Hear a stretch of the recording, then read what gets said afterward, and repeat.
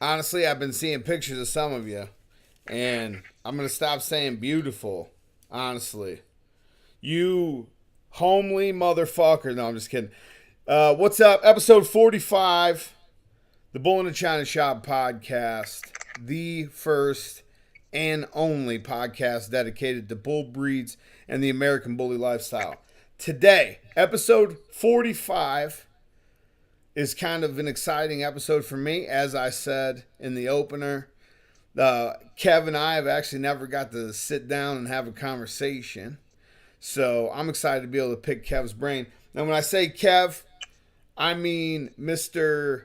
The Lounge himself, Kevin Benford, a pioneer and another OG in the American bully community. And I'm just grateful. I'm happy that you said yes to sit down and be recorded. I would have been happy just to have the conversation, but I appreciate you being able to be on the podcast and everything too, Kev.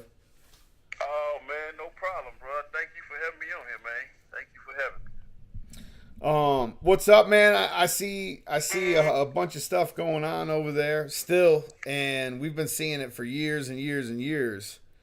But what's up, man? What's going on over there? Well, man, you know how it is, bro. In the lab, trying to come up with something exciting, trying to keep it exciting. It's been so long, so many years. You got to come up with new shit just to keep the interest. you know what I'm going? Know what I'm saying? Yeah, of Got to course. come up Yeah, with new it's shit trying to to keep stay the interest relevant. going. Yeah.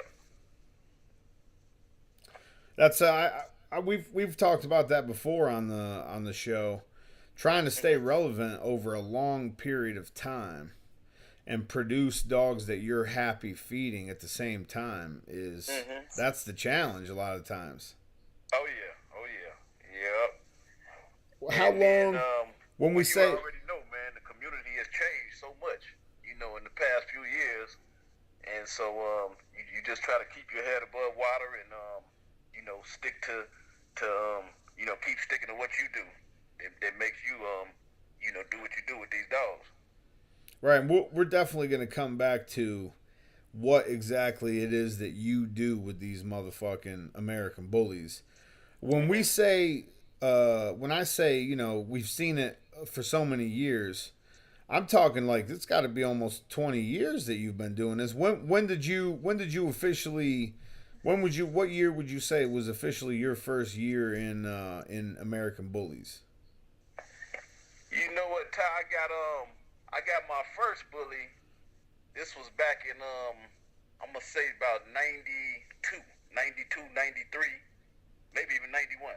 I had dog out of Watchdog Kennels, um, out of Patriot, Indiana, and that's that old school Mason Hog blood. And they got have you heard of Beelzebub? All those Watchdog Beelzebub and all that kind of shit right there. I But that uh, was I didn't follow too first much of the bully. Watchdog stuff, Yeah. honestly. So I really haven't heard of much of. I wouldn't remember many names out of that stuff at all. Right. Well, yeah, that's some old shit. And I was a game dog man. I was a straight game dog man, and I got off into the bullies. And when he grabbed that one, his name was Champ, and he was out of a dog named what was his name?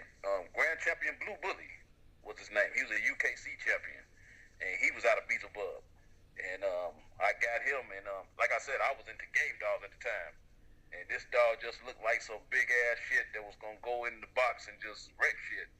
And he big pretty motherfucker. It was a blue brindle, a reverse blue brindle. And I got that big motherfucker, and he couldn't fight his way out of a paper bag, but he was beautiful. He was a beautiful dog. And that was my first bully. But like I said, that was about 92, 93, maybe even 91. I don't remember. But when I got off into the bullies where I started actually breeding them, this was like '02. About '02, '01, '02, I started really doing my research, and then I kicked it off full-fledged in '03. And that's where we come from. '03 on down to now is when I was doing my breeds and, putting it together like I wanted it to be. So, a decade plus into the actual breeding program. But now when you're going back to when you're talking 90, 92, 93, You're talking about box dogs and you're talking about game dogs. So you had real deal American Pit Bull Terriers before American Bullies. Yeah, of course. Back then we didn't even know about no bullies as we know it now. Right. This came much later. I mean, hell, we had to actually bring that to the front. But back then, that was you saw a few blue dogs, and they were like staffy looking type, dogs. But that the color was what stood out with the blues and brindles and all that. But it wasn't no pit bull. It wasn't no pit. It wasn't no match dog like we was used to. Right. Right. So And that's it's interesting to see because a lot of guys that had I call them working dogs just to soften it up, But most guys that had working dogs, um, their bullies still move and function and carry the drive even to this day, and you're no exception to that. I mean, you're as heavy, and as bully as some of your dogs are. They're still moving and running and hanging by their face off a spring pole, still doing that shit. right.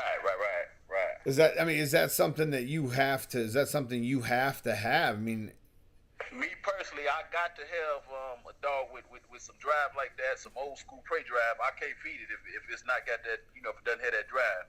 And that's to me, that's just as an important, if not even more important than the looks. Is that drive because I come from them real dogs, them real bulldogs, and I know what they can do. We don't do that no more, and that's not acceptable anymore. But I know what those dogs come from, and our bullies come off of these dogs. These are, those were the ancestors of our dogs. They were some working dogs. I mean, working dogs. Hour 45, two hours 20 minutes in the whole time working. I mean, working hard. right, But that's where we come from. And I've seen it. And that's what really, if you was an old school dog man back in the day, if you had dogs like that, that's what your dog was made up for, and that's what he did, and that's just what we came off of. So even as we got into the bullies, and I wanted to water down, not so much drive, and gameness where you can't have. I used to come home. I used to have game dogs just like I have bullies. I would have 13, 14, 15 dogs, right, and you would secure your yard and everything, but you come home and you hoping, heartbeat like shit. I hope it ain't no accident. Because you have a kennel accident, it's always something bad. You know what I mean? yeah. Because And those dogs can get out of whatever box you put them in. yeah. You had some Houdini motherfuckers. Whatever you tried to do, they would find a way to get loose. Matter of fact, one of that dog I mentioned earlier, my dog Champ, and matter of fact, I got a tattoo of him on my arm. But that was my first bully off of that Mason Hall stuff, and I came home and one of my game dogs had gotten out, and that's how Champ died. Man, Accident, yeah. right, and I think that's a. I'm glad you brought that back up because I think that's a huge misconception. A lot of people nowadays with these American bullies, they if they were really like the media and a lot of these PETA people and some of the rescues talking about people fighting these bullies, like if they really knew and understand, they would know that that's not what these dogs are built for, and that it's not something that they could be successful doing. You know what I mean? At all. And I'm gonna tell you, Ty, it was maybe I think it was in '08 or '09. I had an incident where I'm a Gary fireman. I'm a 17-year fireman for the city of Gary, Indiana. Right. And I had my dogs all at the station taking pictures. I'm talking about bullies, taking pictures on the engine and putting the helmets on them, and just some action shots where good PR. And one of the firemen was actually rolling dogs. He was still rolling dogs. This was in '07, '08. And I went to him and told him, hey, man, I've been there, done that, bro. That shit is over with. That's no longer acceptable. You're going to get yourself in a whole lot of trouble, especially being, a fireman. You're held to a higher accountability than the regular, Joe Blow. So anyway, a couple weeks later, of course, they busted his ass. He was out of town at a dog fight, had 3 dogs chained in his yard. One of the neighbors called the authorities. They went in. and they found 3 dead dogs in the back of his pickup truck that he hadn't even disposed of. Jesus. And went all through his house, got a warrant. Anyway, it blew up real quick. So within a week of that shit happening, they had me on the front page paper. One of my damn dogs, his name was Capone, off of Corrupt and Pink Champel, and they had pictures of Capone. They had gone into the station, grabbed the hard drive, and I had a website back in the day, MidwestMonstas.com, and they had gone in there and seen all this, seen the bullies and all that, and it hit the paper, and they tried to blow it up like it was a conspiracy, a straight conspiracy with the firefighters.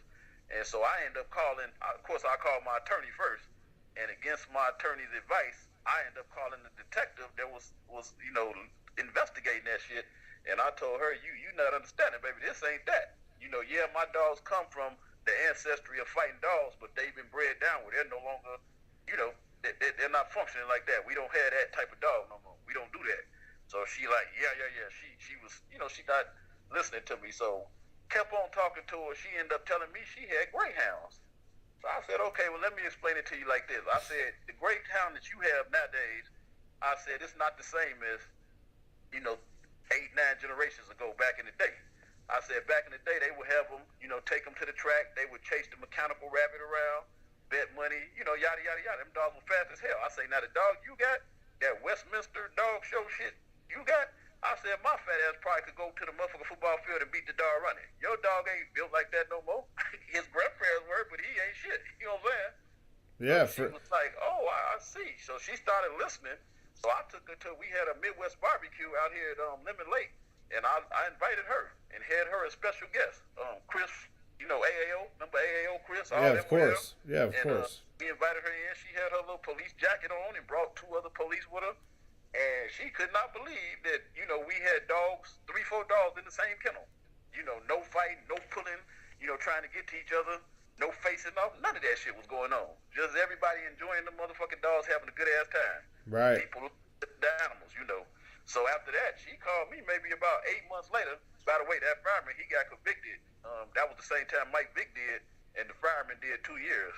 He lost his job, of course, and did 2 years in the pen for that shit. Yeah. But anyway, she called me about 6 months later, and she said, Kev, I never would have known that they actually got, dogs bred like this, that look like this. They look like fucking monsters, Midwest Monstas, like you got them named. They look like they built to kill something. And she said, but when I saw it for myself, she said, I tried to tell other police, they weren't trying to hit me either. So I want you to come in and bring the dogs and show and tell. So I've been doing that since '08. I go about 3 times a year. And she trains all the rookies. So I get to let them, they come with the mentality, the only good pit bull is a dead one. That's how they thinking anyway. So you have to come, I used to bring Crunk Juice, Thunder's been, I take all the dogs down there. Whatever I got at the time, I take it down there and I do a show and tell, and I change a lot of these cops' minds. They put hands on the dogs to see it for themselves. That's a huge, I feel like that's a huge thing. That's a huge impact to be able to have right there. Oh, yeah. Like you said, a lot of these cops come in fresh out of the academy for some, whatever reason. The only good dog, it doesn't even have to be American Pit Bull Terrier. It doesn't have to be a bully. Any dog that has that look, that intimidating look, whether it's a Doberman or a Rottweiler or a American Bulldog or, oldie, like any dog that has that look, is the only good dog is a dead dog. And that's a huge impact to be able to have, because now every time those guys see a bully, it's going to be a whole different conversation, a whole different body language, a whole different transaction between whoever that cop sees with the bully. Like, normally they're going to see that dog if they have that mentality, and it's going to take them to a certain place in their mind already. They're going to prejudge the situation without even thinking about it. Right, exactly. So now it's just going to be, it's however big of an impact you think it is. To me that's a big impact, especially for the local area. Every time I come, I can feel that shit. You can look around the room, it might be 23 to 25 people in her class, and you can just feel the tension around the room as they looking like, look at this, and then I say 25 minutes, 30 minutes into the demonstration, I'm getting loads of questions and everything. I'm explaining everything. I got the dog sitting there, doing his thing, and then I just take the leash off and let the dog walk the room. And before I know it, I got people, come here, boy, and they petting him, look at his head and touching him. Man, and look how he acts. He's so calm.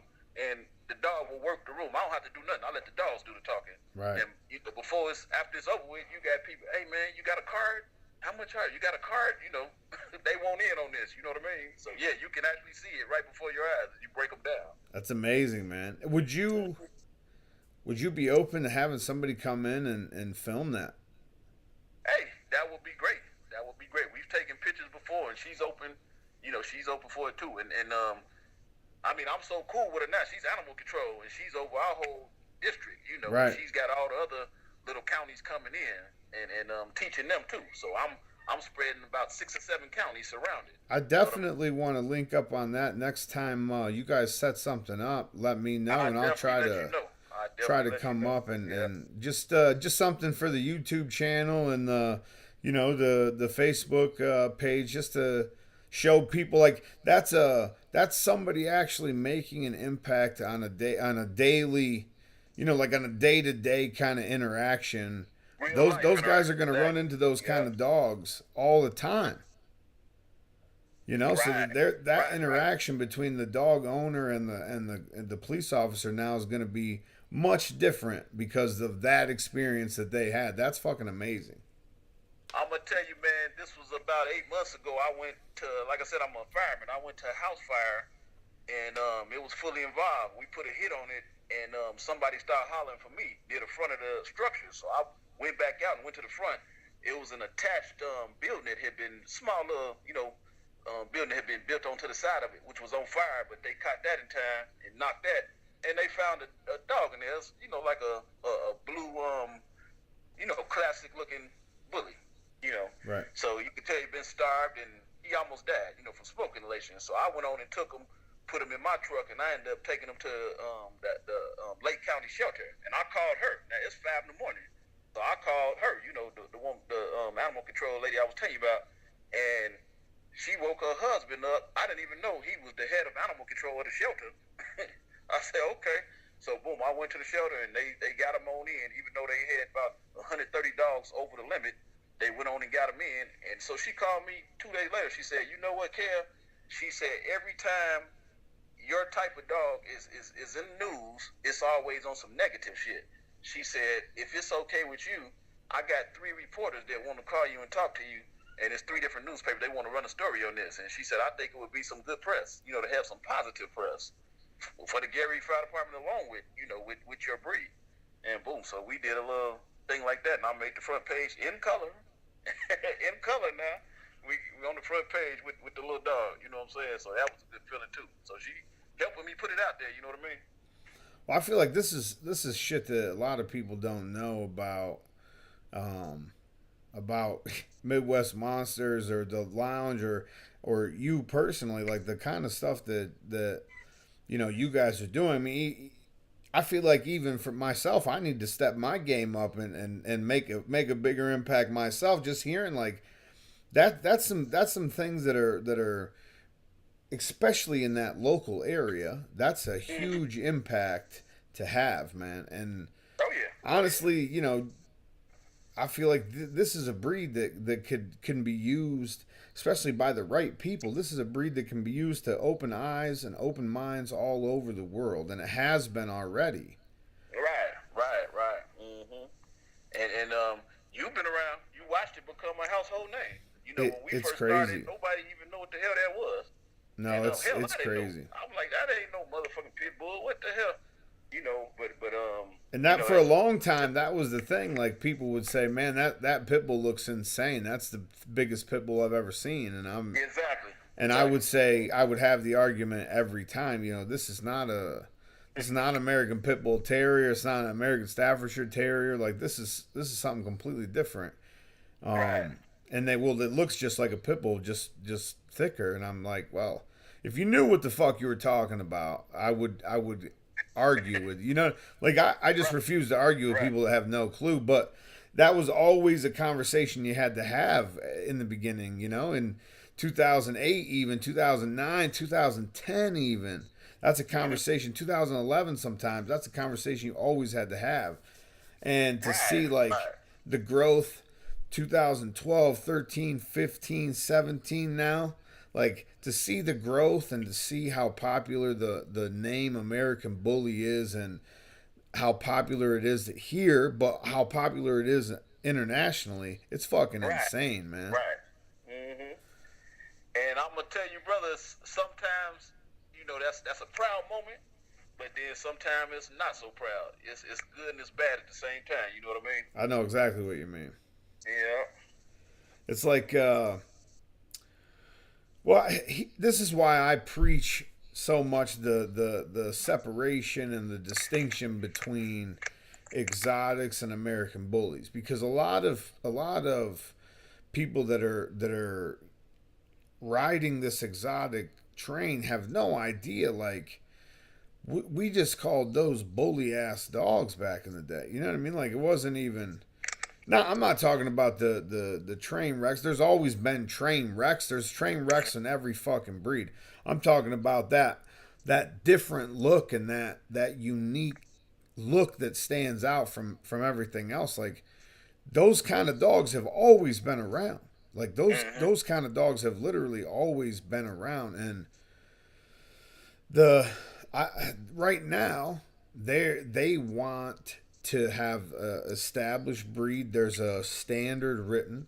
So for me, the separation is a necessary thing, but at the same time, the only thing I can do is try to educate people on what American bullies are and what they're supposed to be. You know what I mean? Like, I feel like that's how I have the biggest impact, is just trying to get as many real American bully people in front of the listeners as I can, just so they understand, like, we still want dogs that can run and move and breathe and function. You know, like that's a necessary thing for an American bully. It's at the very least a companion breed. It should be able to do anything that you want it to do. Anywhere you want to go, you should be able to take your dog with you. That's a fucking companion. So if the dog can only walk 15 minutes or 15 steps before it needs to sit the fuck down, that's not a very good companion. You understand what I'm saying? Like I understand exactly what you're saying. To me, that's not a very good companion. Like if I want to go out in my backyard, turn the grill on, let the dogs run around for an hour while I'm grilling. The dogs are all going to be moving around for the whole hour that we're outside hanging out. Like, yeah, I see a lot of these guys have dogs that I think spend most of their lives in a crate, which is unfortunate in itself. But when they do get out, it's struggling to walk. It's struggling. It doesn't have balance. It doesn't have coordination. You could tell a dog that doesn't get much time outside the crate. It's a lack of quality. It's no quality in that stuff I'm seeing at all. At all, man. Look, they take good pictures and take videos with the dog sitting there breathing hard, and it's badass. And I'm like, are you fucking serious? I get on Facebook sometime, man. I'm not on there for more than 5 minutes, and I got a headache. Hey. I get off. I take weeks at a time, man, before I can force myself to go back on there. Hey, I say it all the time, man. If I didn't have to, like, I use it to promote, you know, everything that I do, and I use it to reach. It's a huge audience that you can reach. But if it wasn't for that, I would not even be on that thing, man. It's the shit I see. Like, I know too much about people that I don't want to know, that I shouldn't know. You know, I don't want to know your personal issues with your wife or girlfriend. I don't need to know that. I don't want to know the shitty puppies that you have in a shitty whelping box in the back room. Like, I don't need to know that. You know what I mean? Like, I don't need to know about all these little hidden things that you're keeping that you think are badass, that you're keeping a secret, that can't walk or breathe or even stand up. I don't need to know all that. You know what I'm saying? It's bad, man. Just leave me out of it. Just leave me out of that. I don't need that info. It's bad. Yeah. But okay, so I mean, while we're on that topic, like what is your ideal dog. I mean, what was your ideal dog in 2001 when Mm-hmm. you right before you got into bullies? Like you were thinking about bullies. Like what was your ideal dog then? Mm-hmm. And 2017, what is your ideal dog now? Okay, well, I'm gonna tell you, man. When I first came in, and I decided to get away from the game dogs, for I had started a career as a fireman, and it's different shit. You just let go, like this. I can't do this no more. I'm getting older now. I'm maturing, and then the dogs that I am trying to keep is too much of a hassle. Like I say, kennel accidents is going on. It's just too Right. much bullshit. But I love my motherfucking breed. I love these dogs. It's a passion. So I had to figure out what can I do to get somewhere in the middle where this shit ain't so hot, but I can still have my shit. You know what I'm saying? So that's I started, checking on the internet and all that shit. Blue dogs. I probably was putting in blue dogs trying to find the shit, and putting it on my AOL dial up. And I Purple look up and ribbon. Looking for that purple ribbon. Brian, and I'm gonna tell you, back in like '02, '01, the motherfucker that had a lot of shit up on that internet shit that was already leaving the internet was Mugglesters. Yep. I say that to everybody. Yeah, that big ass Lobo, and I'm like, God damn, I'm like, look at this motherfucker. And I ain't know no better. He was on the top. He was the top kennel on every top 100 pit bull page, link page ever. He was number one on every one of those. Yep. But I was checking that out. So then I got in touch with Rodney Bingley from New Trojans. Oh yeah. The Monster G producer. And me and him got to talking, and we got cool as hell on the phone. So I flew out to Cali. This was in, let me see, was it '03, I believe? I think it was '03. I flew out to Cali. And, man, I started kicking it so hard with Rod, we became like some straight up homies. Rodney, Mario, he took me around there and met Warren, with Big Boy and Richard Baraja. I was meeting all these cats. And man, I was loving Cali life so much. I went out there 9 times within a year.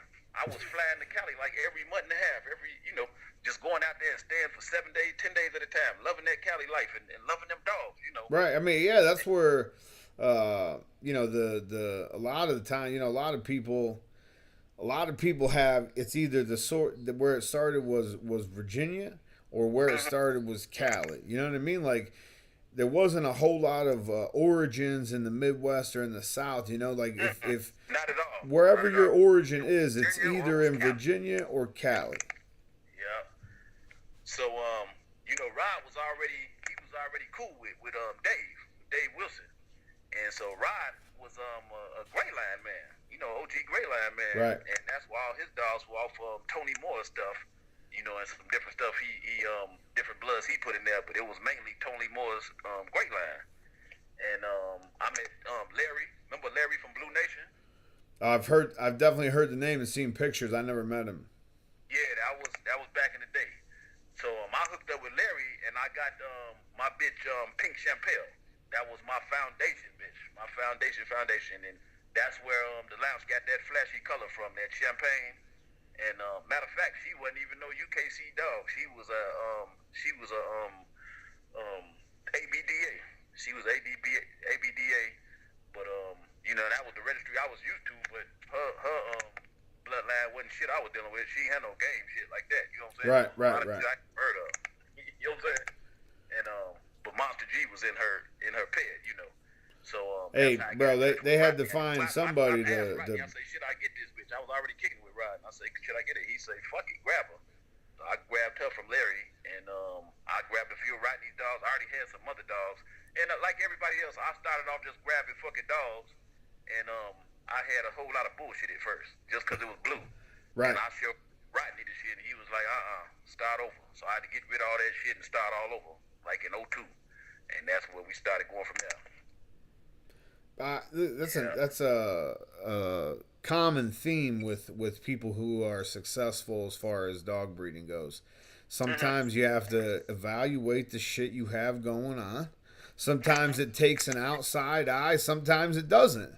But you have sometimes you have to evaluate the shit that you have going on and say, yo, I gotta make a change, man. I don't like any Well, of I'm this gonna tell shit. you, man. I had got my first bitch was a big ass blue bitch. She was some watchdog slash wine Gotti stuff, Right. right?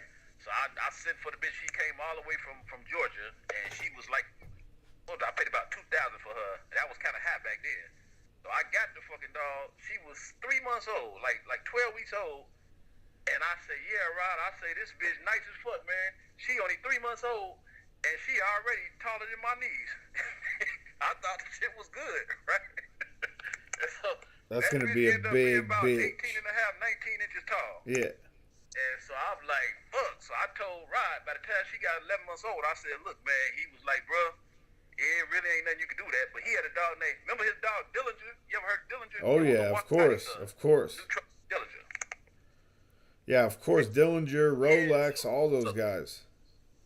all that old school shit, yeah. So I told him, I said, I'm going to take Dilly and breed it to this bitch and chop this bitch in half.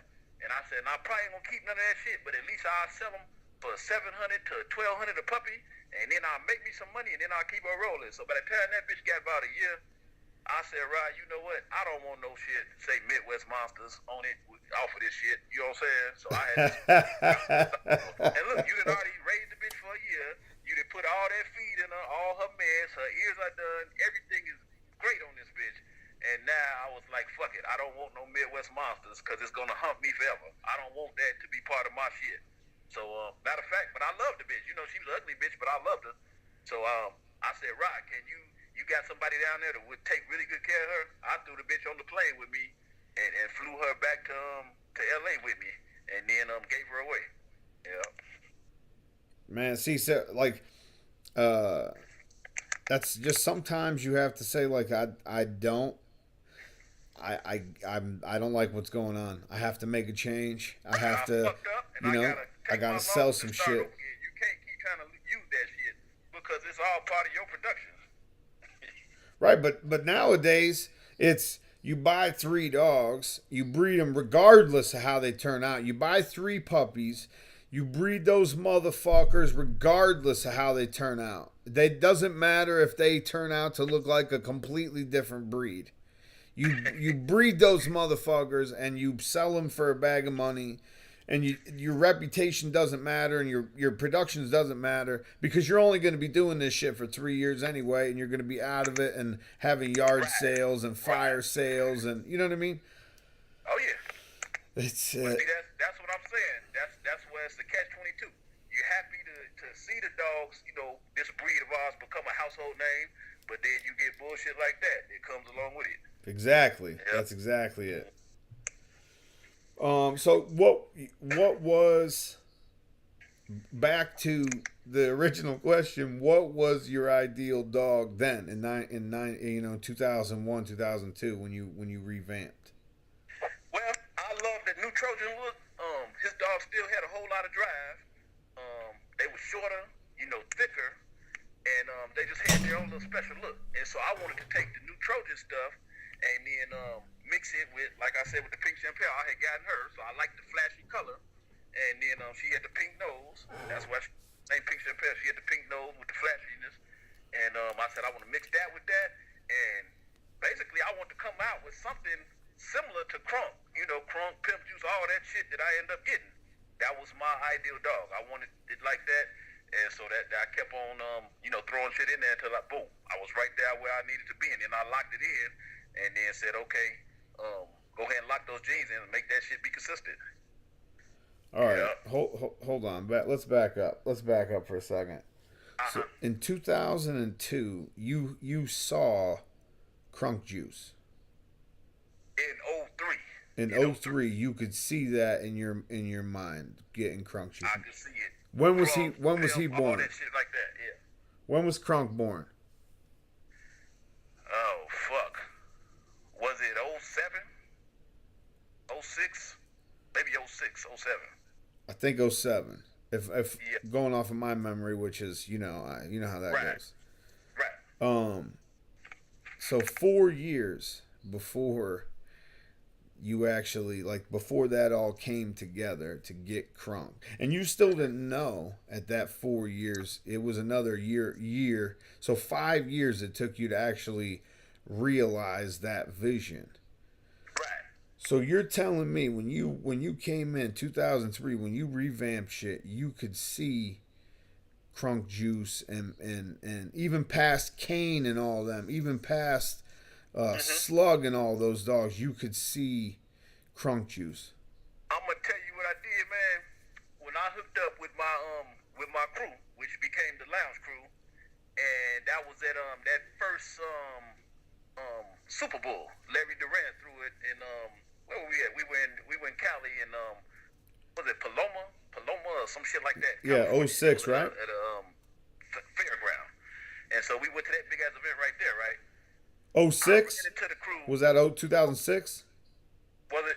Say that again. Was it 2006, the Super Bowl? Nah, it was before then. It had to be about 04, 05. He had 2 Super Bowls. It was the first one. Okay. Oh, all right. Okay. Maybe I want to say 04. Was it 04? I mean, I've seen videos of, old school dog, West End legend out there, Monster out there, Brooklyn out there. Yeah. It had to be. Maybe it was 05. But anyway, Corrupt was only fucking like 6, 7 months old at the time. Right. And we hooked up and we became the Lounge, right? Anyway, I was like, when I take Corrupt to Pink Champel, that's going to be Crunk Juice. That's going to be that shit right there. It didn't happen like that. I took Corrupt to Pink Champel and the Litter Drop, and that shit was okay, and it was nice. I had the colors. I had some of the flash. I didn't have what I was looking for. So I kept one bitch named Faith, and we kept going with her. You know, you got to just keep on breeding down, man. You know what I'm saying? The genes are in there. The genetics are in there. You got to lock that shit in and twerk it like you need it. You got to figure out how to get them out. You may have to tighten up a little bit. You know what I'm saying? You just got to keep going. And it's not always going to hit on that first trap or the second trap or the third trap, but you could see your shit progressing, and you watch it, and you find out what you need to add and what you need to do to make it, to get to where you need to be. Yeah, I think that's another common theme among people that are successful breeders. You evaluate your stock. What's going on right now? What do I have going on right now? This generation right in front of me. What do I need? And what's behind it? What do I know is going to come out? What do I know is going to come out? And I, not to switch off of Faith, but even going back to when I brought Bistro into my program, a lot of people were way against that. A lot of people were so mind boggled by that decision because, in their head that there goes all the quote unquote bully traits. When when you know what is coming out of your stuff, you're just looking for little pieces to add. I'm only using a stud outside the yard so I could add a piece that I don't have. That's the only reason I'm bringing in something that I don't have. Right. I'm not relying on that outside stud to carry the whole breeding. I know what's going to come out of the female. I just need that stud to add the shit that he's supposed to add anyway. Right, exactly. And like you're saying, sometimes it doesn't happen the first time. Sometimes you got to try that shit 2 or 3 times and 2 or 3 different combinations before you really get what you're looking for. Right, because you never know what's going to be that exact combination that gives you what you need. Then that goes all the way back to my game dog days. You might have say you got a little red boy male and you want to take it to, say, a Zebo bitch you don't know how it's going to click. You know what everything that's behind both of them dogs. You know what I'm saying? And you know what it should be, but sometimes you breed that shit, it ain't what you thought it was going to be. But you know it's in there. So if you keep going, it might not be the grandchildren, but the great-grandchildren or the great-great-grandchildren, you going to have something. But you got to do it right. Working with it, know how to stick with it and bring that shit out. Right. Bring it to the front. So what is right now, 2017, what is your ideal right now? Right now, my ideal, what I'm trying to do, like I said, we got our line of dogs, and most people that have seen them know how consistent they are. I've got some flaws that I want to fix, and because we've always been the bully kings on the sidelines. We could outstack anybody on the sideline and all that, and we were always just real quiet and humble. We never really got to the show ring. Only a few times we get in the show ring just to be doing some shit, and make it happen. But now we want to bring some more structure and try to fix some of the shit that's not right. I got some high rears going on in places. I got some stifles, some stiff stifles. So that's some shit I'm fixing right now. I'm fixing that back end. I'm working on that back end. I got the fronts, everything I need. I'm gonna fix all that shit right there, tighten up some of my skin, and I'm finna blow some shit out the water in the next couple of years. Watch me. Hey, listen. I just want to stop for a second. Every one of these motherfuckers listening to this shit right now, pay attention. Do you hear what this man is saying? This motherfucker has been doing this 20 years. Well, more than that, 30 probably. I mean, with the game dogs, probably closer to 25 years he's been breeding dogs. Right now, he is recognizing shit that he wants to change, things that he regards as issues with his line that need to be fixed. Now, there's a lot of motherfuckers walking around blind as can be right now. Can't look at their own dog and see what's wrong with it. That's why Kevin is on his own level. That's why he's on the level he is. And that's why you're sitting home wondering why you can't get anybody to like your fucking Facebook posts. No, I mean, dead serious, man. Dead serious. Like that's just respect from me. It's I have a lot of respect for you even being able to put that out there and say publicly to the, I'm not saying this is going to be 10,000 people that hear this shit, but it's going to be a few thousand people that hear that, and a lot of people don't have the courage to do that. You know that you have good dogs. You know the legacy that's behind your shit, but you also know there's a couple little things that you want to change and you want to fix. And it's only going to take a couple of little tweaks, and you're going to be right back in the mix as far as in the show ring, in my opinion. Because right now, even with the quote unquote issues that you do have, you still have dogs that are earning titles and stuff and winning best in shows. I do. I got dogs, and I'm gonna tell you the truth. Some of the dogs I got, man, I don't even like looking at them because I'm like, I gotta fix all that. It's like if you got a motherfucking car, it's a little ding right there. Nobody else might see that ding, but every time you walk out, you gonna look right at the ding. Yep. You ain't gonna see shit but the ding. Yeah, that is that's the best analogy. Like that's the best comparison ever. That's perfect because that's exactly what it is. As soon as you know that thing is there, you cannot stop looking at the thing. It might be 1 inch, one little inch, but it's gonna look like it's 2 feet across your car. You know what I'm saying? So it's the same with the dog. That shit irks me and bothers me. I don't even like looking at it. So I gotta fix all that shit. Yeah. If it's the last thing I do with these dogs, I gotta fix my shit going on the way out. Hey, and honestly, with the angulation in the rear, I'm on the same path. Like I even bringing in Bistro and bringing in the bus helped a lot. And right. Maestro's gonna give me a lot of things, and I definitely still want to tweak and add a few things, but I'm nowhere near like how many generations are you into Midwest Monstas? You know what, bro?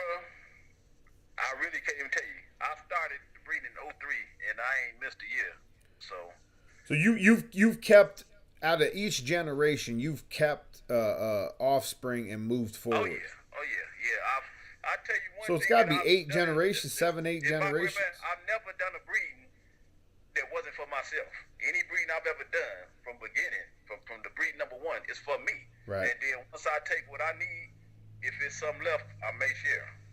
But it's for me. The breeding is for me. Right. Yeah. So you have to be, 7, 8, maybe 9 generations, depending on how the pedigree lines up. Whereas, like, if this breeding I just did last week takes, that'll be 5 generations that come out of that. So I'm behind a little bit, but I'm like I said, I had to cut the whole yard in half 2 different times just because it wasn't wasn't what I wanted and wasn't going to get me where I wanted to be, you know. So you take Right. that hit, you take that hit, and you keep moving forward, and you keep, you know, like you're saying, like every generation just try to breed better dog, to be better the next generation, you know. Right. To advance your yard. Yeah. But that's what I mean. Like I'm probably at least 3 or 4 generations behind you, so it's hard for me to even think about having you know, in a 7th generation pedigree going all the way back to the 7th generation and finding a double L in there, a double L dog in there. That'd be, you know, that's something that long term breeders, that's something that we all think about, I feel like. Oh yeah. Yeah. Mhm. Do you have pedigrees where back in the 7th generation? I mean, I don't know if you even get seven generation pedigrees. Probably not. I'm guessing. You know what, Ty? I don't even know, bro. You know, I've been breeding for so long, man. Motherfuckers be saying it's how many X's, how many times this, and how many times. Motherfucker, I don't know. I don't know how many times that shit is in there. You know what I'm saying? I have to sit down and count all that shit. I don't know. Right. You know. You're But breeding the dogs in front of you. Like I said, I've never. And then I'm gonna tell you another thing. I haven't purchased a female since '03. So every breeding I've done is with my own shit. I might go out for a stud when I you know, need to loosen up when I'm too tight. I go out and purchase a stud to one of my females, but I have not purchased a female since '03. That's impressive. I mean, I make a female to take to something. I'll be like, this one. Let them go out and bring me something back. Go stud them out somewhere, bring me some fresh blood back, and then I go from there. But I don't bash shit. that's because you're a fucking beast, bro. I mean, that's the bottom line. I mean, that's why like so many people jumped on the bandwagon. I mean, especially lately, there's people jumping on the bandwagon coming out of the woodwork. You know what I mean? The Lounge Blood bandwagon, Midwest Monsters bandwagon. Like, there's a lot of people really getting on that train and getting behind you guys. Did you ever think it was gonna blow up like that? Did you ever think? I mean, hold on. Let me take a step back real quick. Hold on one second. Guys, honest truth, man, it's actually not really blown up because I kept it so tight. No, I mean the name itself. I don't let that shit out like that because people don't appreciate it, and they just, you know, throw that shit all over the place. And I've never been like that, you know. So I don't really give it out. So the little stuff you see getting out is really some leaks. Right, and that's smart. Well, I'm talking more about like the name itself, the Lounge. Oh yeah. It's out there, and like I said, I've been quiet. I haven't been out there. I haven't done, you know, hella breedings. I've never even had a stud open to the public. You know. That is true. I mean, now that you say that, that's a fact. Dogs out and none of that shit. I don't even give it away like that. But it's people are seeing it, and I get a lot of action. You know, in them inboxes and all that. I don't answer everything, but I get a lot of action. Yeah, I can imagine. Yeah. But I mean, even going back, like just taking a step back a few years in, you know, 2010, 2011, 2012, every time the Lounge showed up at a show, it was a motherfucking production. I mean, it was couches, it was girls, it was big collars. Not that I'm a fan of the big collars, you know, but it was a production every time you guys came in. Like, it was a big fucking deal. And my first impression, we were so proud, you know, of our stuff that we wanted to strut it. We wanted to strut our stuff, so we would get all dutied up, you know what I'm saying? Get in our uniforms and, like you say, bring the girls out, bring the dogs out. And I was like, if you know how hectic it is to go on the road trip. So I like, if I'm finna spend all this money, go on this road trip, be tired as fucking with these dogs, I'm finna have a great time. Well, that's we party on the road. Yeah, my first impression of the Lounge was just in most shows, if the show is say Saturday, we get there either Thursday, at the latest Friday morning, but usually Thursday, and then we want to sit back and party. We want to lounge, right, and then party through the whole weekend and make it worth coming. You know what I'm saying? Enjoy the city, see what's happening. Hit a strip club or two, whatever. You know what I'm saying? See what's out there. Yo, my man Len Evans, and I were just talking about this shit last week. That's something that's being left out of the scene lately. Like that's something that's being completely taken out of the scene is the pre-party, post-party for the show. Like, I mean, we're all about keeping it the show professional, and we're all about keeping it, about the dogs on show day, showing up ready to go. But the day before the show should be meet and greet type of thing. And enjoy it. The day after the show shouldn't be a scramble to get home for the most part. You know what I mean? You should be able to go out the night after the show and have breakfast the next morning before everybody takes off. Like that. That's something about these show weekend that's just being taken right out of the scene, man. Yeah, and especially with so many shows, there's so many show hosts, there's so many shows, and now the shows are much smaller. Right. Because so many of them, they done busted that shit all up. Used to be when you went to the show, it was huge. Huge. So everybody came with the best dogs, and you came to enjoy each other and show up and show out. But now it's about them ribbons and all that shit. Everything has changed, man. Well, I mean, I don't mind it being about the ribbons, but why can't we have both? Like, why I don't understand why we can't be competitive on Saturdays and chill as fuck Friday and Sunday. You know what I mean? Like, I don't understand why that can't be a both kind of situation. Yeah, it's just about good dogs. I was gonna say my first impression of the lounge was like, more like like you're saying, like a laid back, chill. We wanna come, we wanna hang out. Like this is a show, but at the same time, like we're not gonna be uncomfortable at the show. Like we're gonna hang out, we're gonna have some drinks, we're gonna take some pictures, we're gonna fucking chill. We gonna lounge. That's how we gonna straight lounge. We gonna have a party and we gonna lounge. That's what we do. Is that how the name came about? Is that how that whole thing came about? You know what? The name came about when I first met, like I said, Lauren is the creator of Corrupt. He bred Corrupt, and Noe from Sacktown Kennel, that's one of our other guys. He bred King Saber, which is Corrupt's daddy, and Lauren got him, from Noe. So anyway, when we all met, I needed to breed to that dog Corrupt, and I had flown out from Chicago to LAX. And the owner at the time of Corrupt was a little guy named Jason, and he was part of the crew at the time. So Jason actually stood me up and got to missing, came up missing on me after I had flown all the way out to LA with the dog, bleeding ready. So anyway, I called Lauren. I got Lauren's number off the internet, Lauren and Noe, and called both of them.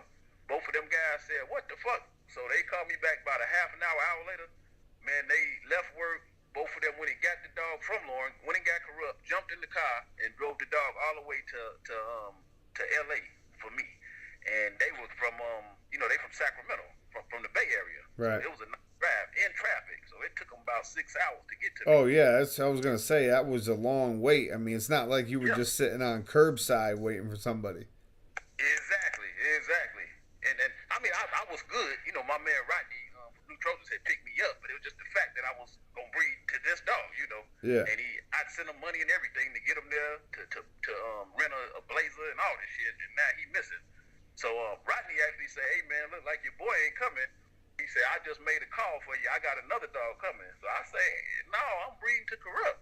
And he said, "Well, this dog is named Goliath." It was G2's daddy. Remember Goliath? Right, yeah. Yeah, so I said, I don't give a fuck about no Goliath. I'm going to Corrupt.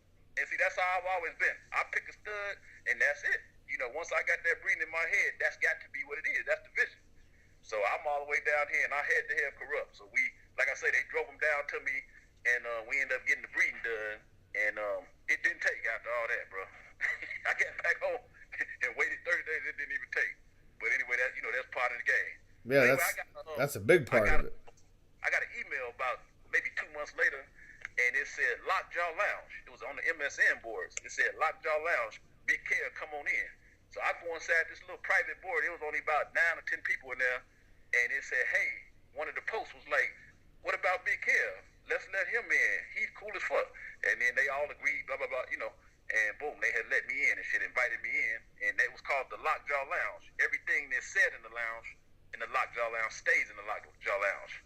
So we could talk about people's dogs, good or bad, and grade people's dogs, whatever. Anything you said it wasn't going no further than that. Long story short, we took the name The Lounge. We knocked it down and it became The Lounge, and we went from there. So who were the original members? Like who was the like if you were to say, all right, now we are The Lounge, who was the original motherfuckers that were there that were part of it? It wasn't a group yet. When they sent that little message board, it wasn't no group. It was just motherfuckers talking in the lock out. So when it became actually like, let's get together, let's do this damn thing, and let's become a crew. Really, we just formed because we was on that board every day together. So we started. It was Lauren from he made Corrupt. He was from West Coast Bullies. Then you had Noe from Sacktown Kennels, Noe and Ian, and then you had Rich. He was from, what was he from? Sacktown. You had Tim Grand Raw. That's out of Michigan, out of Grand Rapids, Michigan. You had Tim, myself, Jason from Cutthroat Kennels. That was the one that had Corrupt. That was Lawrence buddy. And that was about it right there. So then I brought in Joker, which was Cali Kings. That was one of my guys, Joker. And then Paul and Cindy, Master P Kennels. I brought them in. I brought in AJ from X Factor Kennels. And just brought in a few more, members. And you had Ant, my boy Ant from Latin Pits. He was in there already with Sacktown. Right. So that's the whole crew right there. I mean, that's like, this is legit history, especially for me. Like, this is stuff when I was coming in, when I had American Pit Bull Terriers, and I did a couple of breedings myself just to raise money to buy my first bully. I mean, basically the same shit that you're saying is the same path that I took down to get American bullies. And some of this, some of these names, like some of these dogs, some of these breedings that you're talking about is shit that I was seeing that helped me, transition into American bullies. And it's like, for me, it's just it's like a glimpse in behind the scenes almost into the history of some of this shit that, like, when I was coming in, honestly, Pink Champagne, I mean, Faith, these dogs that you're talking, these bitches that you're talking, because I've always felt like, studs are a dime a dozen. I feel like people, a lot of people have really nice studs, really nice stud dogs, but there's few and far between these motherfuckers that keep these next level females. Right. Few and far between the people that really put that stock into their females like that. So that's always been something that I've kept my eye on. Brother. It was a long road. Oh, I already know, and that's the thing. Like, that's what makes it so nice now, I bet, Kev. That's what makes it so nice to see your vision come to life over and over and over again with how consistent your stuff's got.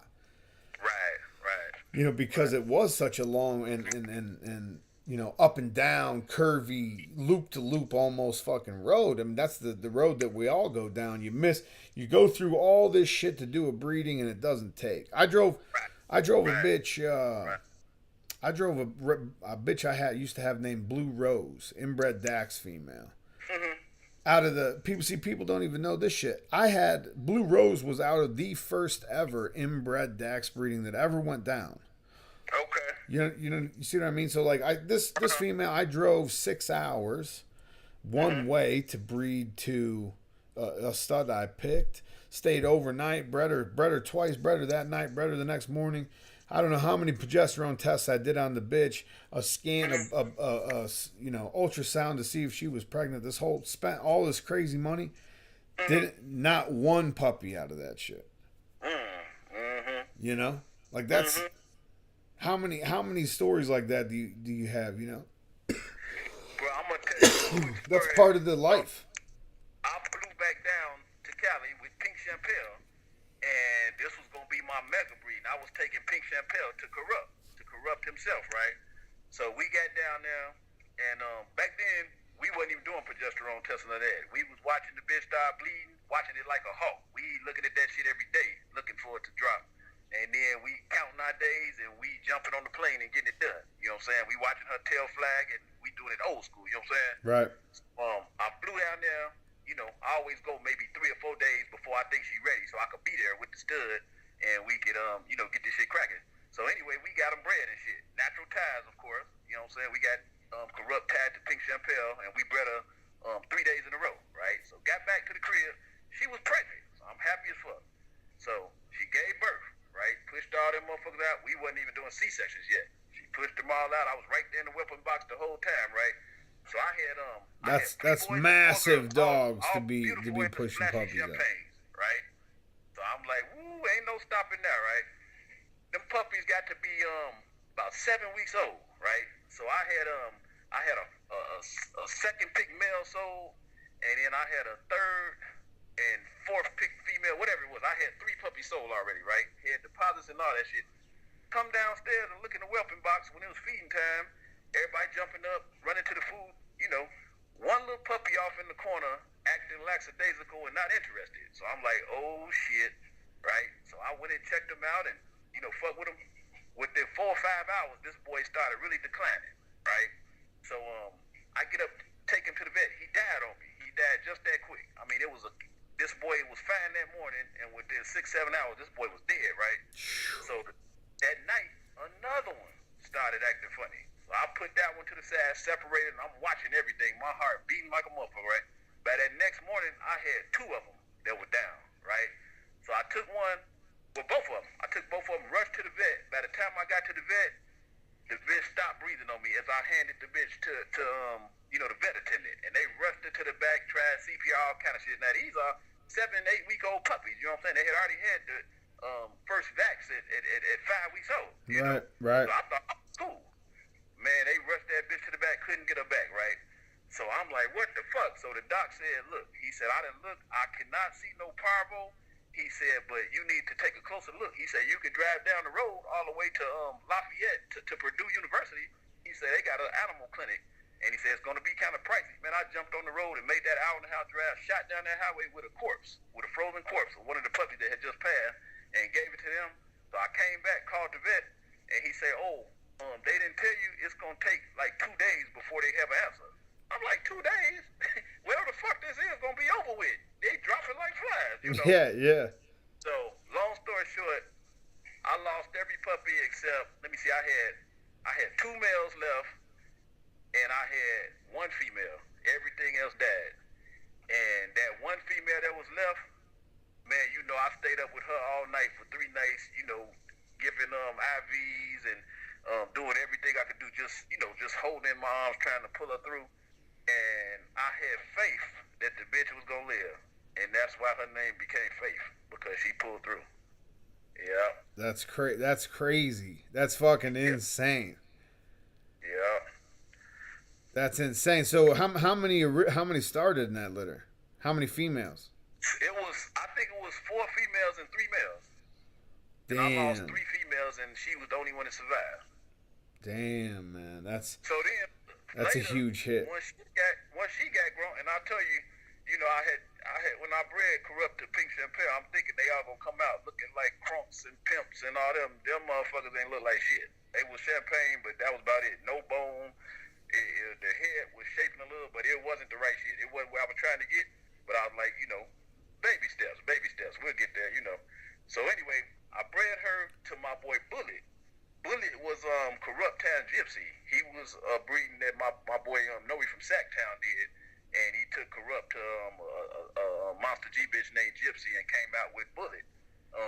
I know you heard of Kanye the Bull. Bullet was Kanye the Bull's little mate brother. Bullet was actually the pick of the litter. Right. And I grabbed him first and took it, but I didn't put him out there like Kanye, so he didn't get famous because he was never open for stud and never marketed like that. You know what I mean? Nah, so I only seen Bullet one time too, I think. Oh, you seen Bullet? Yeah, I had. I tried to get a picture with him on my dog, and you told me that we can't get close enough to take pictures with this dog. I said he can't get close enough to Bullet. Yeah, you can't because Bullet was hot. Yeah, Bullet was hot. Bullet was a bullet.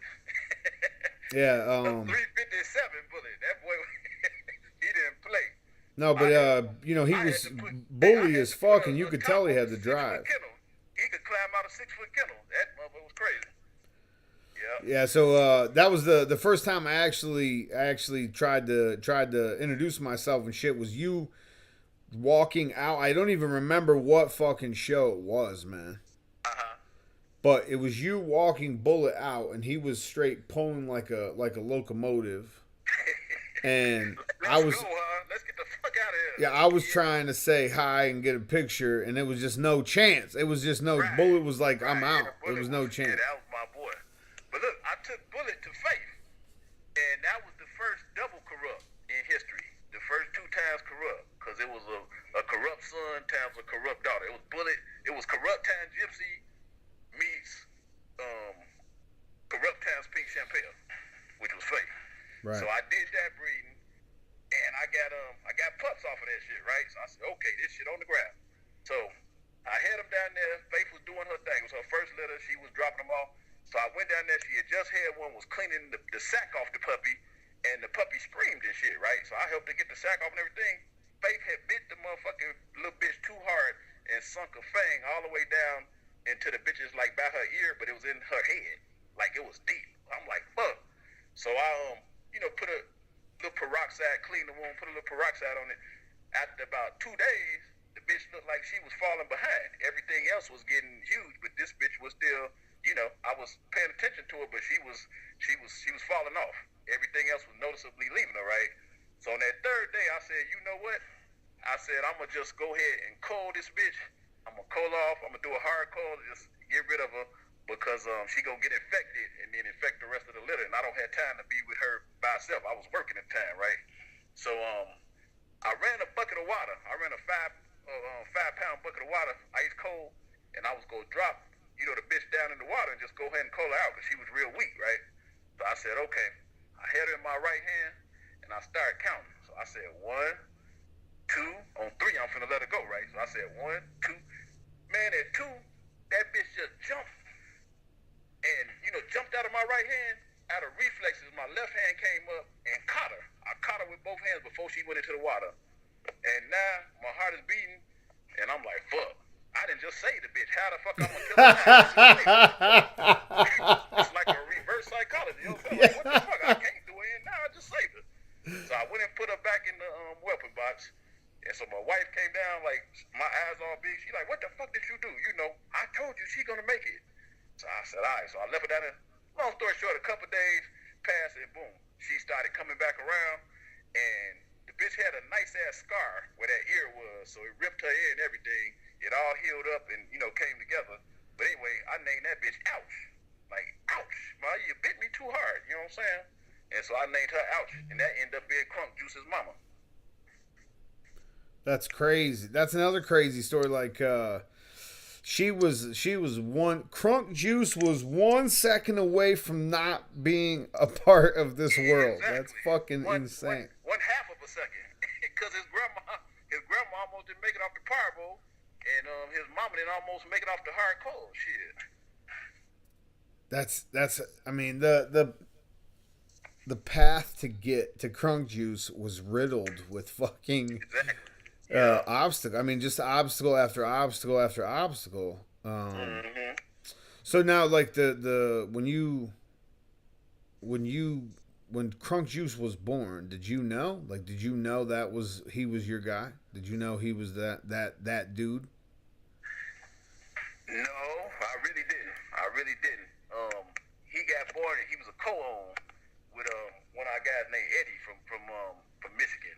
And so I had put him over at Eddie's house, and he stayed with Eddie. And then we knew what he was when he got about maybe 6 or 7 months old. That's when I started really paying attention to him. Like, oh shit, like what is this here, And it went from there. But and then I got Pimp and all them on that next breeding. I took Faith to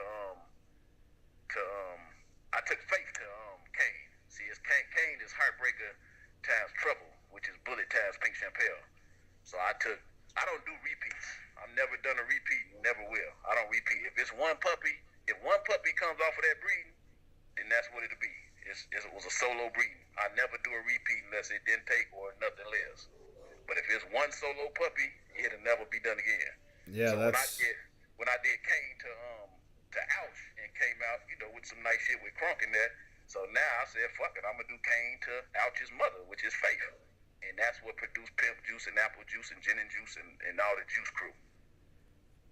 Yeah, I remember seeing that great like legendary picture. I think it was 3 generations, and it was just all champagne dogs, all the juice dogs. Man, it was. I never forget that day. We was out in my yard, and it was actually 4 degrees below zero was the wind was the temperature, and then the wind chill factor was like 28 below. And we studied out there, and Jim was out there. Jim Alba, my boy Jim out there, Toysoldier. Yeah, he out monster. there popping pictures. We out there like some icicles, taking pictures of these fucking dogs.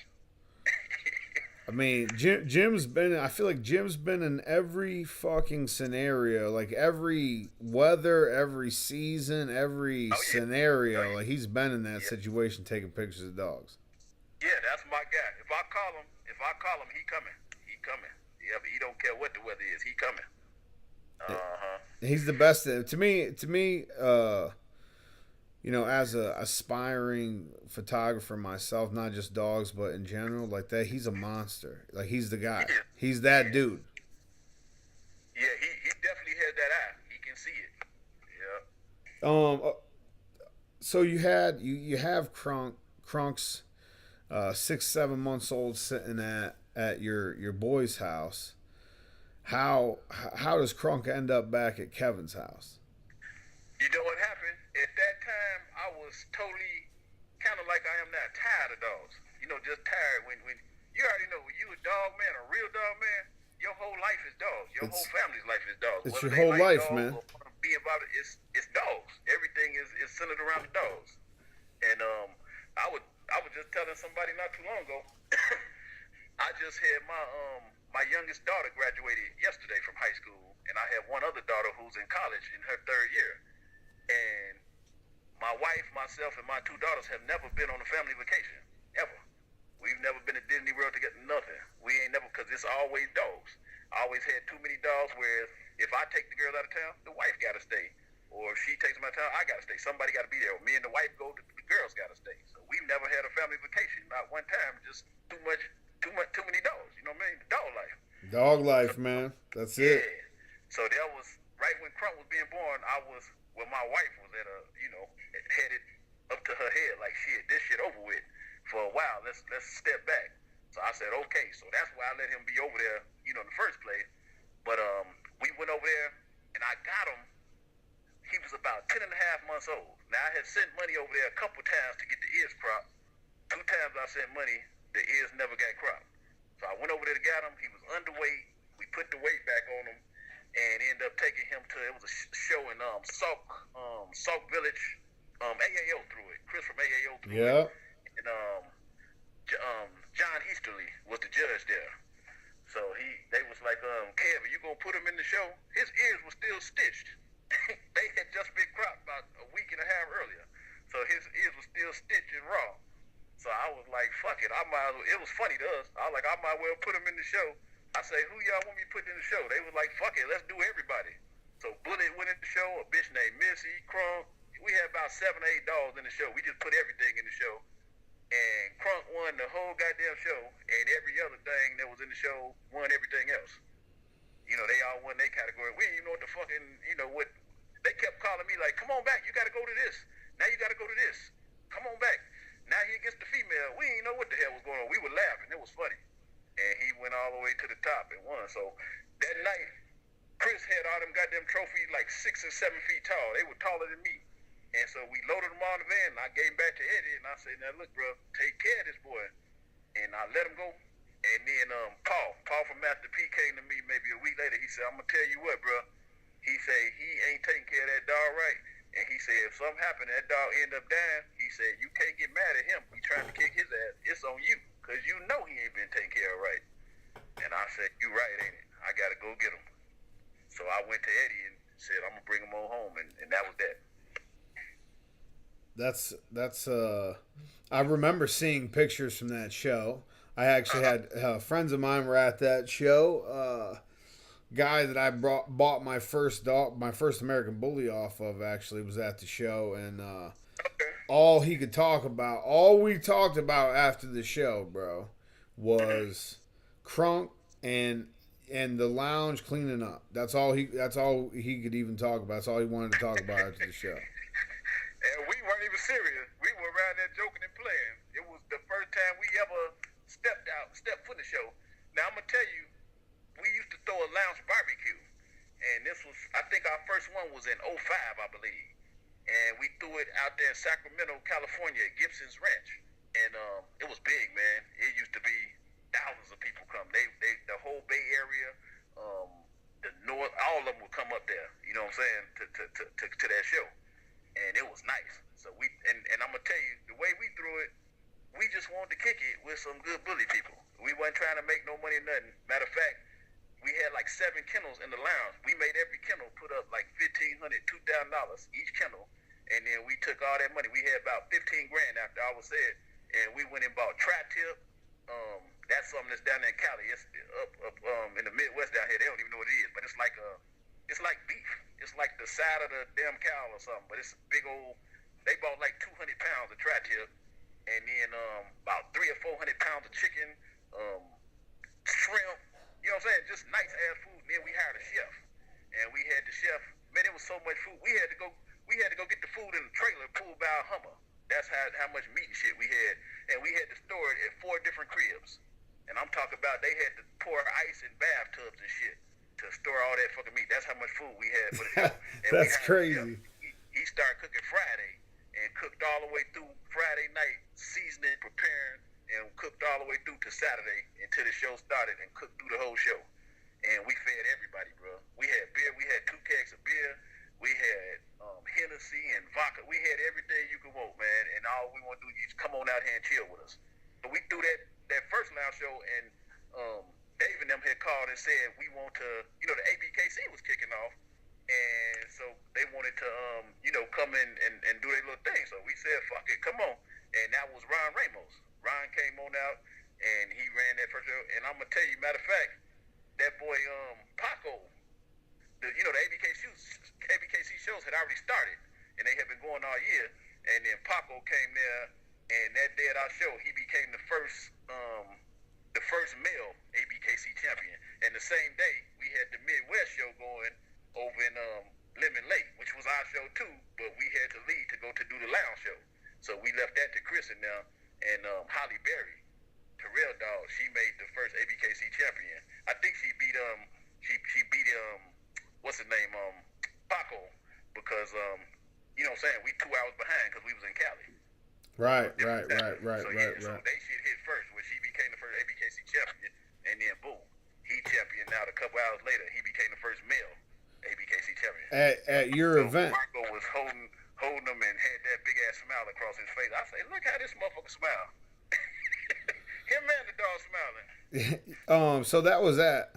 I mean, for people who don't think that the lounge has been, deeply embedded into the show scene, pay attention, motherfuckers. They're talking about the first ABKC champion. Well, I'm gonna tell you, what was at a lounge event. My people were trying to get in the show, and I say, no, man, we can't put nothing in the show because it's our fucking show. It's a conflict of interest. So I say, how we gonna get in the show? They say, but yeah, but it's the ABKC. No, motherfucker, it's our show. That's like I'm throwing a show at my house and I win the prizes. You know what I'm saying? It can't happen. It's a conflict of interest. So that's how we never got into shows.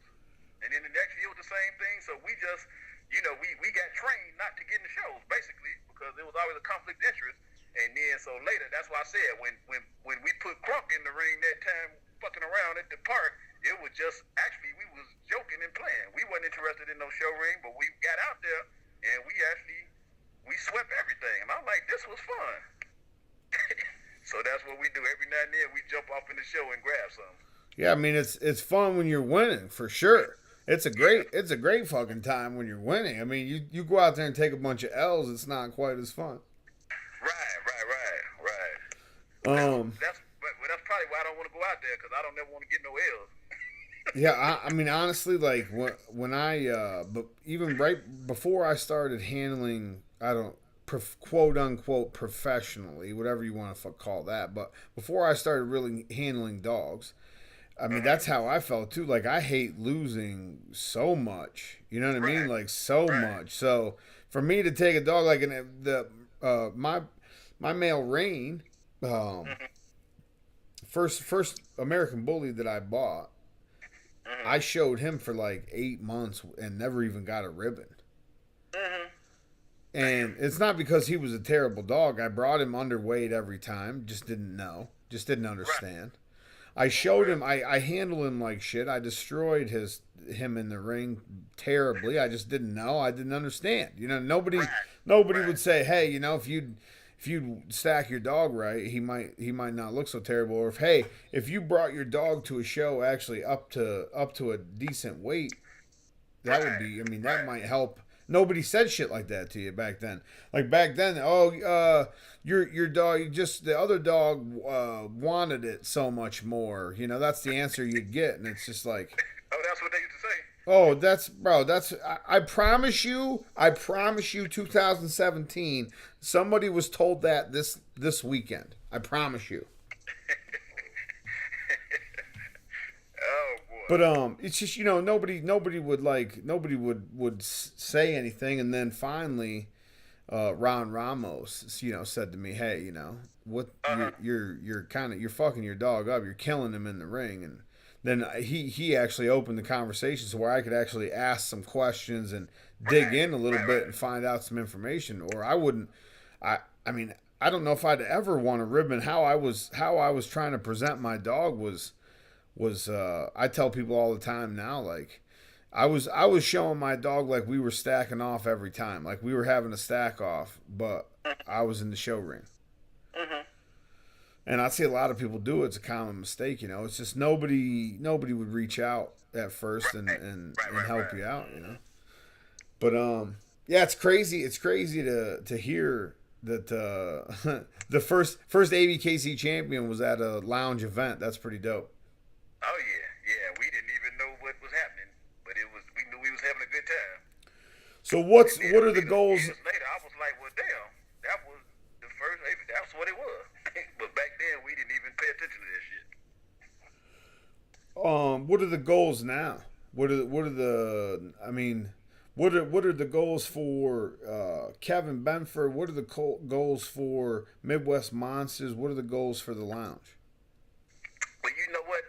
Um, I got a hell of a team right now. I got a lot of Hit me youngsters with on the the team. current members first. What are the current members first? Well, right now we got Walt Kinlaw Kennels.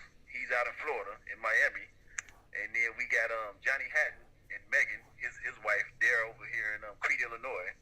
They're the closest ones to me right here. And then we got Chew Price. He's in North Carolina. That's New Life. Then we got I got a member that I just added maybe about 8 months ago. That's our first international in Europe member. His name is Donovan, and his girl is Jolene. They're over in um what the fuck, Amsterdam, I guess. Holland, yeah. Yeah, Holland. Yeah. Did you meet them when you went Yeah, down there? yeah. I met him just briefly at the last Holland event, last ABKC Holland event. Yeah. Okay. Okay. Yeah, that's a cool dude. Yeah. I So was I just got I was just over there bullshitting, bro, trying to see Amsterdam. You know what I mean? right, right, right. I know you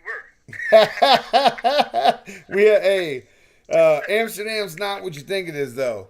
I mean, you know what I mean. Like a lot of people think it's it's one thing, and it's really, I mean, it's more like New Orleans than anything. Like it's a Okay. nice party Okay. city, but it's also kind of dirty, and you could possibly get robbed. So Really? yeah, oh yeah, it's it's not the fairy tale that people want you to think it is. I mean, it's cool, Right. and having a adult cigarette whenever you feel like it, and drinking at coffee shops, and having just that atmosphere is cool, Uh but huh. it's also like walking down Bourbon Street. Your shoes are gonna get dirty. You got to Right. keep your hand on your wallet. You know what I mean? Like Right. it's just one of Right. those. Yeah, you It's one gotta of those make sure times where you you know need to what's be happening. aware of Yeah. shit. Oh, okay. But yeah, I met Donovan at Yeah. the So show. I got him, and then I got David Letley, and his wife. They're out in Illinois somewhere. And then I I got some new members. They just getting ready to come in. I haven't announced them yet, but they're getting ready to come in. They're on probation right now. Is Paul and Cindy still in the crew also? You know what Cindy is? Yeah, you might want to say they are. Yeah, they aren't real active because Cindy been doing a lot of showing.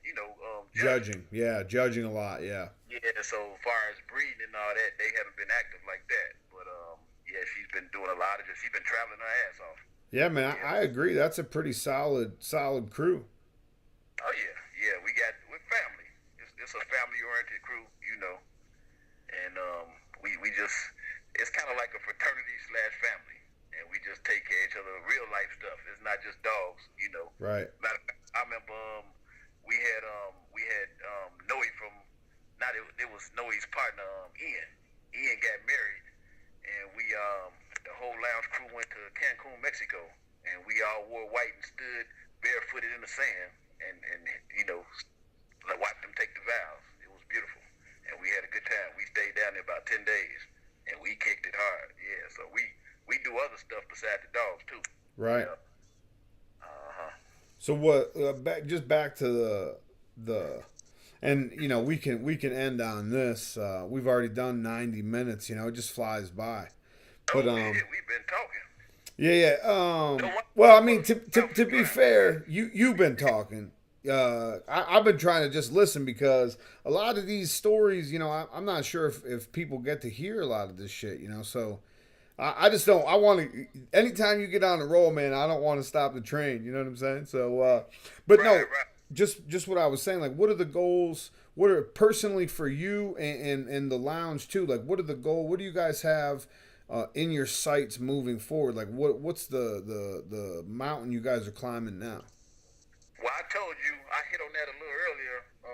I wanna correct a lot of the flaws that I have in my personal stuff or my personal yard, and that's gonna carry around to my crew too. All of us are real tight, so I'm pushing it. We all do some corrections, and we got Bully, we got the head shape, we got everything we want, the fronts and all that, but let's correct that back in together as a crew, and then that's my goal right there, because like I said, I'm older now. I'm getting ready to be 50 in a couple more years, and I've slowed down a lot, so now I just want to sit back and watch my crew do the damn thing and carry on our legacy up into this next generation, and but we not gonna, it's not gonna be like the shit we seeing out here where you accept less.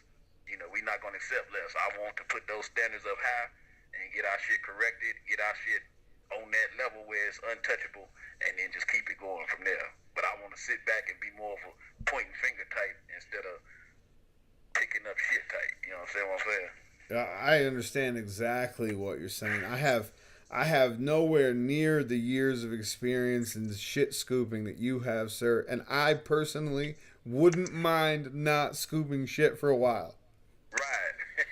But that's all I know. Honestly, like if you would have asked me, like when I was in high school, what do you think you're going to be doing when you're 30 years old? The very last thing on the fucking bottom of any list would have been cleaning up dog shit. Cleaning up dog shit. The last thing. You know what? I probably, if you'd asked somebody that about me in the 3rd, 4th, 5th grade, they probably would have told you he gonna be cleaning up dog shit. Because this is no bullshit. I used to come to school with a backpack full of dog books. I had the complete dog book by the ABKC. It was a big ass yellow book with every dog breed in it. The AKC. That was my Bible. The AKC.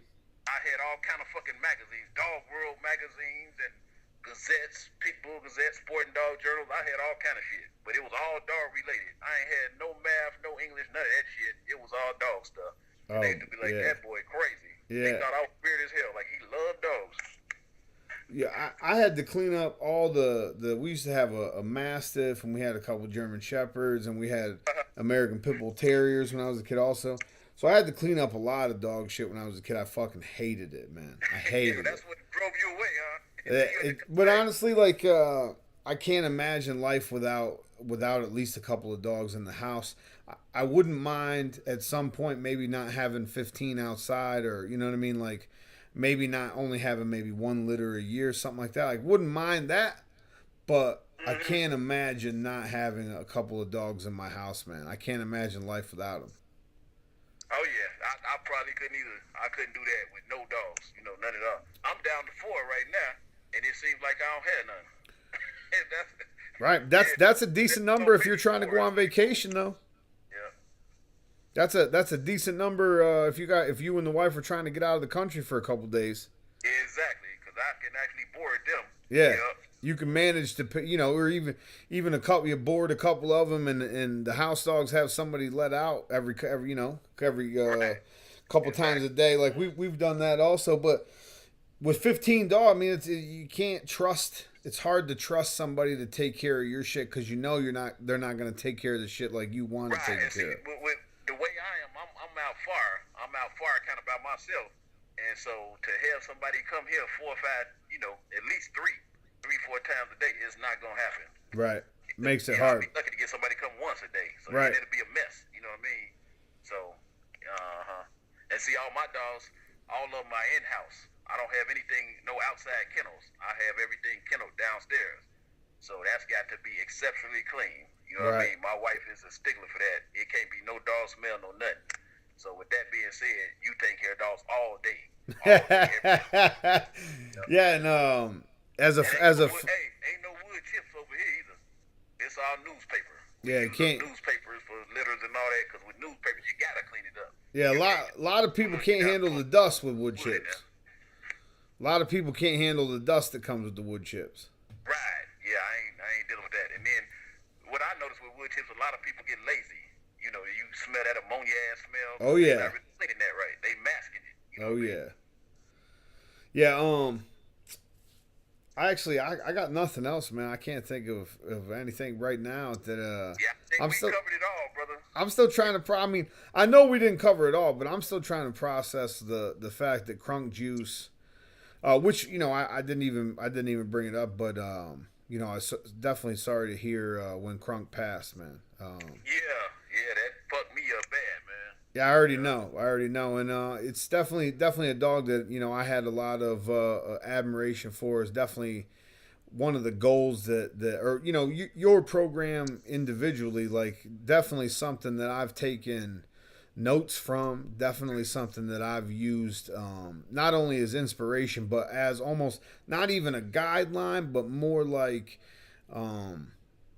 just something to look to be like, all right, listen, if you build dogs that can stand next to these dogs, you're doing okay. You know what I'm saying? Right. So and that was your shit for the most part. Like that's the bar that I kind of set for my shit. So I just appreciate the fact that you sit down with me, man. That greatly. I didn't even hear what you say, Kev. I said I appreciate that greatly. That's a compliment that I really appreciate. Yeah, I just appreciate you coming on the show and sitting down with me, man. It's definitely one of the best conversations I've had. Just the history behind the Midwest Monstas name and Faith and Pink Champagne and Ouch and all them dogs. Like, I just appreciate you coming on and keeping it real and breaking shit down for us, man. Yes, sir. Well, I appreciate you having me on here, man. It was a great honor to be on here. I thank you a lot. Well, we've been putting it together for a few weeks. I sent you some links so you could hear a couple of the older episodes, just to give you an idea. Like, the main goal behind this whole thing is just to get some of this history into people's ears, because with all the it's like an oversaturation of information on Facebook. It's an oversaturation of drama and distractions and Instagram and Snapchat and all this other bullshit. It's just like we don't get a lot of times. We don't get the actual the heart that goes into this shit. You know what I mean? Right. And I don't know. I just appreciate you, man. Thank you, man. I appreciate you too, bro. And whenever, man, we'll do it again sometime. For sure. Open invite, Kevin. You got anything coming out? Anything new? You want to announce new members? Anything? Just hit me up, man. We'll rap about something. Cool. That's what's up. Appreciate it, brother. All right, Kev. I appreciate you, sir. Okay, Ty. Take care, man. Yes, sir. Okay. Are you kidding me? Are you kidding me right now? My brain's fucking... Crunk Juice almost wasn't even here. Almost didn't exist. You fucking serious? Okay. Upcoming events. We haven't done this in a while. Upcoming events. I will be June 24th. I will be at the True Phase Perry show in Perry, Atlanta. I believe it's the Atlanta Bully Showdown. I'll have the exact name and information next week for everybody. But June 24th, True Phase event, Perry, Georgia. Bull-NA-ChinaShop will be there. Bull-NA-ChinaShop TV. We'll be doing a podcast, I'm sure, walking around, doing a podcast from the show also. Because I don't give a fuck. We do crazy shit around here. As always, if you want to get pics, if you want to ask questions, if you want to just chop it up bullshit, come and find the Bull-NA-ChinaShop booth at the True Phase Perry show, June 24th, Perry, Georgia. As always, the Bull-NA-ChinaShop podcast is brought to you by Bull-NA-ChinaShop.com. For any and all episodes of the Bull-NA-ChinaShop podcast, head to the blog page of Bull-NA-ChinaShop.com. The newest episode will be at the top of the page. The oldest episode, number 1, the original, all the way to number 1. All you have to do is scroll down the page. You can go all the way to number 1. All episodes will always be on the blog page. If you want to watch videos, stay right on the home page. Every video that's off of Bull-NA-ChinaShop TV, other than podcast videos, will be on the home page of BullNA-ChinaShop.com. Some additions, a store, t-shirts, all that stuff coming later. I'm sick of talking about it. We're gonna keep working on it. It's gonna be in the future working on it. Or I mean, I don't even know what the fuck I was gonna say now. Anyway, visit BullNA-ChinaShop.com. That's Bull-NA-ChinaShop.com. Now, as always, we're also brought to you by the Bully Embassy. The Bully Embassy is an elite group of breeders, handlers, owners, and judges from all over the world. We're one of the most sought-after groups in the bull breed community.